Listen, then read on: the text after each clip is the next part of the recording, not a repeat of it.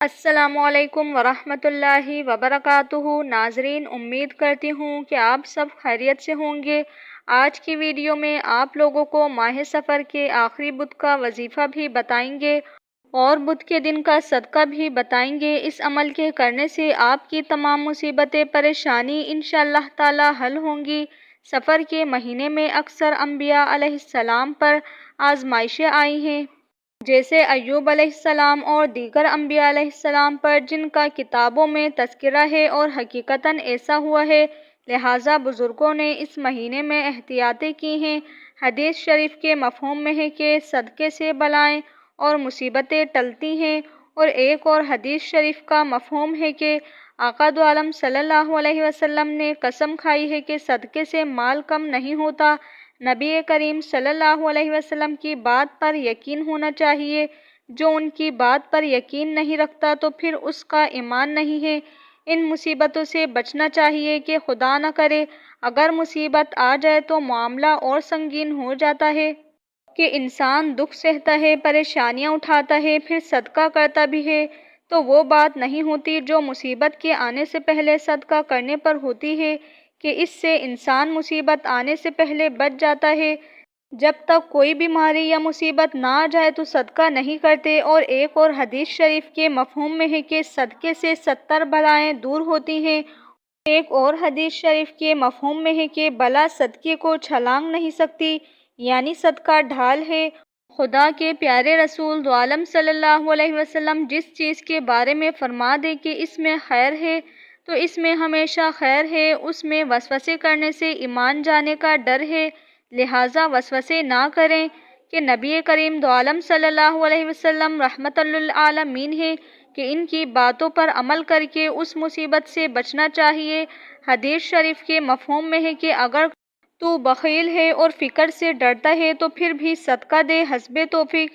شیطان انسان کو وسوسے ڈالتا ہے کہ صدقہ کرنے سے مال تیرا کم ہو جائے گا، حالانکہ فی الحقیقت ایسا نہیں ہے کہ بلکہ اس سے خدا کی خاص رحمت ہوتی ہے، ناگہانی مصیبتیں ٹلتی ہیں، بیماریاں دور ہوتی ہیں، اور خدا نہ کرے اگر انسان کو ناگہانی مصیبت آ جائے تو پھر بے حساب انسان خرچ کر دیتا ہے۔ صدقہ سفر کے مہینے کے علاوہ بھی سارا سال حسب توفیق دیتے رہنا چاہیے کہ اس سے مشکلیں حل ہوتی ہیں۔ جب بھی سفر کا مہینہ شروع ہوتا ہے تو صدقہ ضرور نکالیں۔ اگر اللہ تعالیٰ نے استطاعت اور توفیق دی ہے تو بڑا صدقہ نکالیں اور اس میں اپنے گھر والوں اور رشتہ داروں کی نیت رکھیں، اور اس کے بعد پورے مہینے سفر کے روزانہ کچھ نہ کچھ صدقہ ضرور نکالتے رہیں۔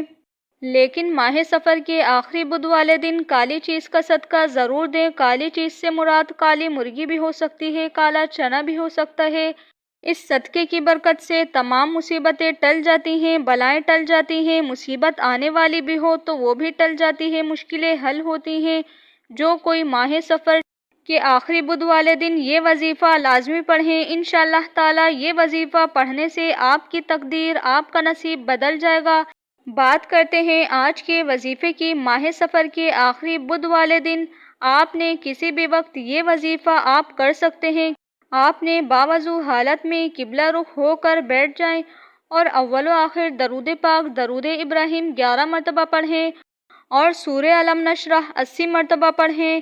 اسی طرح آپ نے 80 مرتبہ سورہ نصر یعنی اذا جاء نصر اللہ یہ پڑھنا ہے پوری سورت، اور اسی طرح آپ نے سورہ اخلاص 80 مرتبہ پڑھنا ہے اور سورہ 3 بھی آپ نے 80 مرتبہ پڑھنا ہے۔